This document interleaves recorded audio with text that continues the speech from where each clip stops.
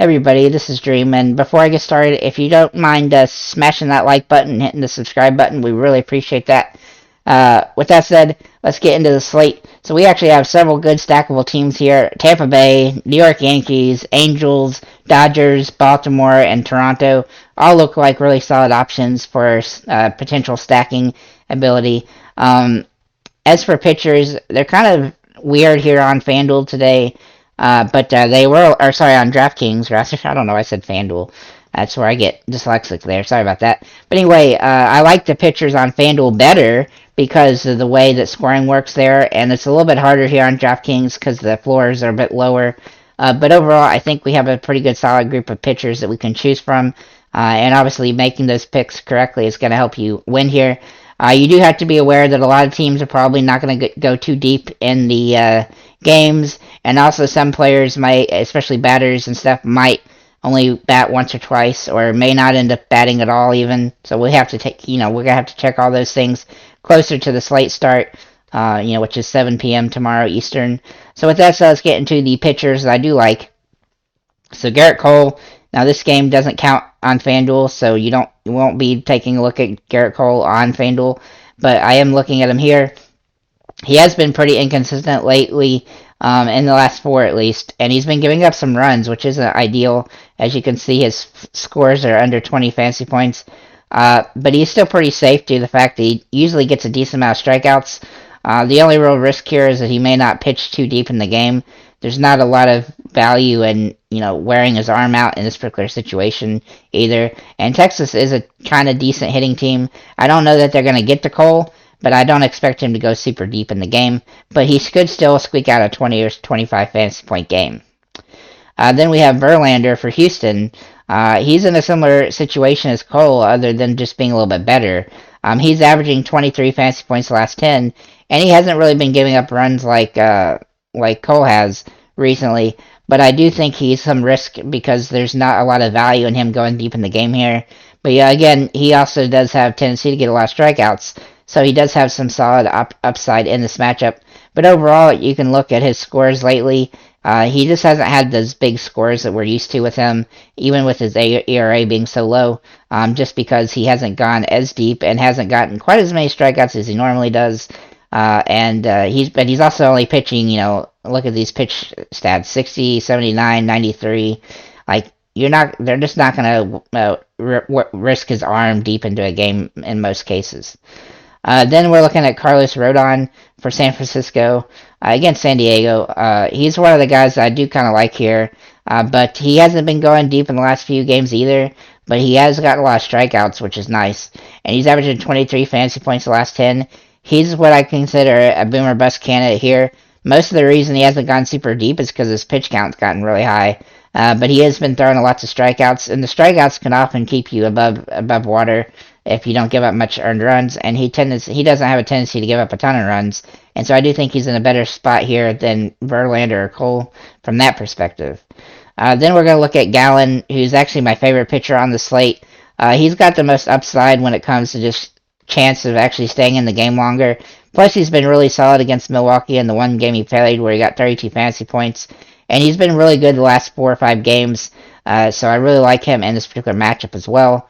I don't think that, obviously he's a little bit boomer bust overall, but he's been pitching pretty well lately, having a lot of 30-plus games, and I don't see any reason why Arizona won't give him the opportunity to go deep if he's pitching very well, and he's had some games for some really high strikeout situations, so I really like him as a good option here. Urias for the Dodgers, also a guy that I kind of like here. He's averaging 23 fantasy points a game. One of his advantages is that he's probably going to get the win because of the Dodgers even though they didn't win yesterday. They've had a little bit of a rough time against Colorado, mostly because they're kind of winding down for the playoffs. I would say that he is a little bit risky because he may not go too deep in the game, but overall he's a solid option here, and even though he doesn't get a ton of strikeouts, there's a good chance that he has a solid game here. Against Colorado this season, he's had 21, 25, and 15 fantasy points. Now, the thing about those games is that 2 of those games were on the road, and the one game that was at home, which this game is, he had 25 fantasy points. So I look at his point range here to be 18 to 25 for this particular game. If you need a safe, a risky but cheap option to really save money, then your guy is going to be Michael Lorenzen. Now, I don't know that I've ever actually recommended him, but I looked at his stats against Oakland this season. He's had 3 games, and he's averaging 23 fantasy points a game against them. All 3 games were 27, 23, and 20 fantasy points. So that's pretty good. Obviously, he's not very good against anybody else.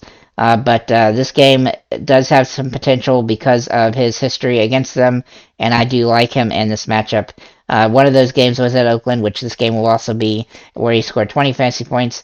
And in those 3 games, he's gotten 15 strikeouts, and actually 16 strikeouts, and really hasn't been terrible. Like, he only gave up 1 earned run in those 3 games. The really only guy on that team that I'm really scared of in this matchup is Seth Brown. So overall, I think he's a solid option. I mean, he's a Hail Mary option, but he's a solid option if you're just desperate to save money. And sometimes on DraftKings, you do need to save money at pitcher because there's so much, there's somewhat of a limit when it comes to the value plays at the position situation. On FanDuel, there's a lot more options when it comes to prices, typically. So at catcher, let's get into that. So we have Will Smith for the Dodgers. He's definitely the top option here. If he does play, which he may not play, it might be Austin Barnes. If it's Austin Barnes, then he's somebody else to take a look at. But Will Smith is averaging 7.1 fantasy points a game against Colorado, and he's averaging 8.2 the last 10 games. Obviously, the last game he didn't do very well. The last 2 games, rather, he didn't do very well. But he has upside in this matchup regardless. Danny Jansen is a guy I really like here for Toronto against Baltimore. He's averaging almost 8 fantasy points a game. He's also been pretty solid against Baltimore this season, and I just look for him to continue his streak of having really solid games. And I do like him better than Kirk in this particular matchup. Adley Rutschman for Baltimore is another guy that's in a great spot here against Mitchell White, and he's been having really good games lately. He's also been super against Toronto this season, 11 fantasy points a game. Then we're going to look at my last option here, which is a Hail Mary option, is Kyle Higashioka. I don't know if I'm saying your name right. I'm sorry about that, but he's been hitting the ball decently well for the Yankees, and he's probably going to be playing while they wind down the season more, just to kind of give other guys some rest. And he's been hitting the ball pretty well, so he's not a huge threat most of the time, but I do like him in this particular matchup against Gray. At first base, we have Flores. He can play second base as well. He's had a really good career against Manaea, and so I really like him in this matchup. He's also been great against San Diego this season, averaging almost 10 fantasy points a game. Then we're going to look at Christian Walker, who does have a little bit of a tougher matchup, but he's been good against Lauer on his career, and he's averaging 8.6 for the last 10 games and 8.4 against Milwaukee on the season. So I think he's in a nice plus position. Ryan Mountcastle for Baltimore is also in a good spot here. He is averaging only 6.5 fantasy points a game, but he's been over 10 fantasy points a game against Toronto this season. And, Baltimore should be playing everybody, I think. Oops, not the right guy. Freddie Freeman's another guy I like here for the Dodgers. He's averaging 7.2, which isn't ideal considering his price point, but he has been good against Colorado this season, and he is kind of due for another home run type of game. And then finally, Andrew Vaughn for Chicago White Sox against Winder. Now, he hasn't been good lately. He's averaging a paltry 2.1 fantasy points a game. But I was just trying to find value here, and he's the best thing I could find at first base. He does really have some upside in this particular matchup. He's been good against Minnesota this season with 4 home runs in 16 games, averaging almost 9 fantasy points a game. So if he can get out of a slump, then this is a good spot to do it in. At second base, I got Whit Merrifield is in a great spot here, and he's cheap over here as well. He's also cheap on FanDuel. He's averaging over 10 fantasy points a game for the last 10 games, and he's a nice plus matchup here against Baltimore. I look for him to have another solid game, and his price is so cheap that he's hard to resist. Thairo Estrada, he plays second base, and he also can play outfielder. He's averaging 5 fantasy points a game, but he's been good against San Diego and good against Manaea in his career. Then we're going to look at Jose Altuve for Houston. Now, he may not play the whole game, but he's averaging 9.9 fantasy points a game, and he's a home run threat in this particular matchup. And then Luis Rengifo, who has been absolutely dominant against Cole Irvin in his career. Now, he hasn't been good lately, but he still is a home run threat, and if you're going to stack the Angels, he's one of the guys to do it with. Him and Ohtani and Ward and Trout, basically.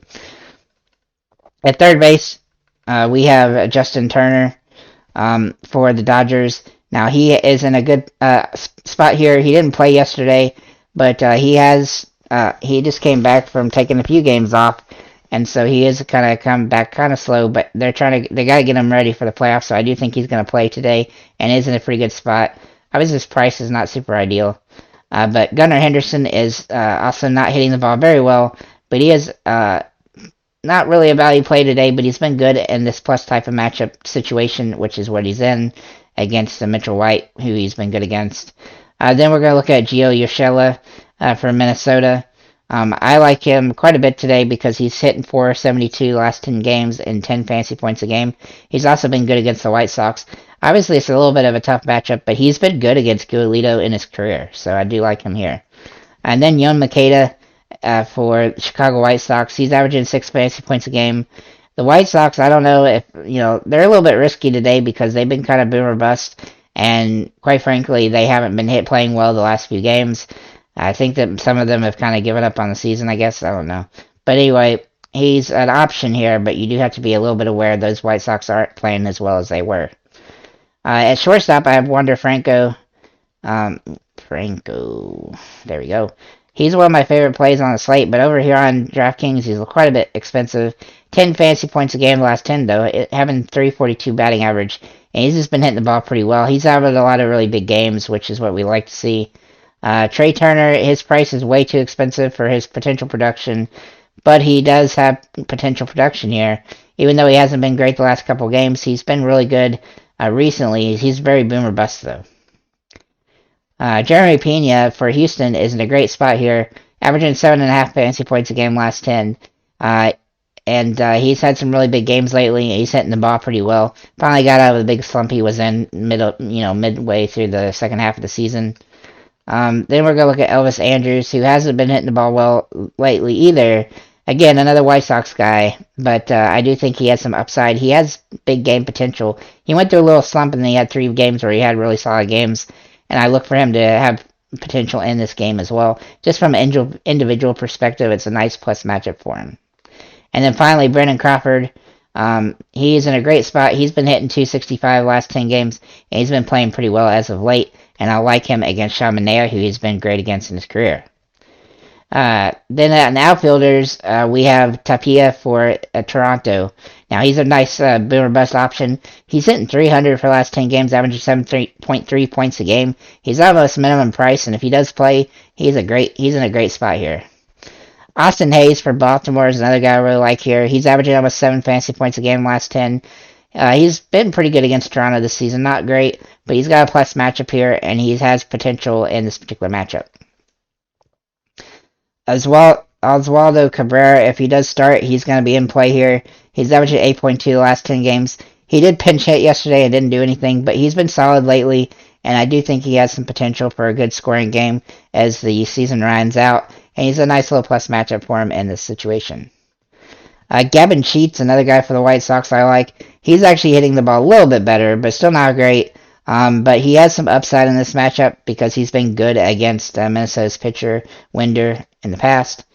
Taylor Ward, he's one of my favorite home run threats on this particular slate against Oakland. He's been super good lately, averaging .436, 13 fantasy points a game. He has a home run threat when he comes up to bat. His price has come up some, but I still think he's my favorite home run threat on the slate, other than Teoscar Hernandez, who has absolutely been great lately as well, hitting .385, 12 fantasy points a game. I probably have 2 home run threats here, and that's Taylor Ward and Teoscar Hernandez are my favorite options for home runs. He's been really good lately. Obviously, his price is pretty high as well, but he's been playing well. Eloy Jimenez for the Chicago White Sox.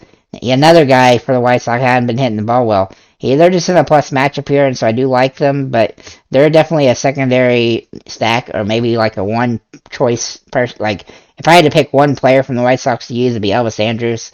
But the other guys are still have some good potential here. Mookie Betts for the Dodgers. He's been hitting about 7 fantasy points a game. He's been good against Colorado this season. He is a little bit bit of a bust lately, but he's in a good spot here. His price is very high, though. George Springer has been really solid. I really like Toronto today. I think they're very stackable. He's averaging 10 fantasy points a game for the last 10, and I love him in this matchup. Cedric Mullins is a little bit cheaper if you want to save a little money off Springer at $5,000. He's been hitting 10 fantasy points a game for the last 10, but he's been very boomer bust, so you be aware of that. Then finally, two more guys. Seth Brown. He's the only guy out of Oakland that I think can really get to Lorenzen in this matchup. He's averaging 10 fantasy points the last 10 games. He's really hitting the ball well as the season's winding down, and so I do like him in this particular matchup. And he's also a nice, cheap option. And then finally, Austin Slater against Manea, who he's been really good against, despite the fact he's been terrible lately. He's been decent on the road, and so I do think he has some upside in this matchup. You can see he's had some decent games lately. Nothing like extremely good, but he has some upside here, and he's a pretty cheap option if you're just desperate to save money and you want to offset if you don't like Tapia or Seth Brown. So with that said, I think the slate's actually going to be pretty high scoring from the batter perspective. Not so much sure about the pitchers because I don't know that too many guys are going to go super deep. But overall, I think you can build a quality lineup and make ways in the matchups. So with that said, thank you guys for liking, commenting, subscribing. If you have any comments or questions, feel free to leave them below, and have a nice day.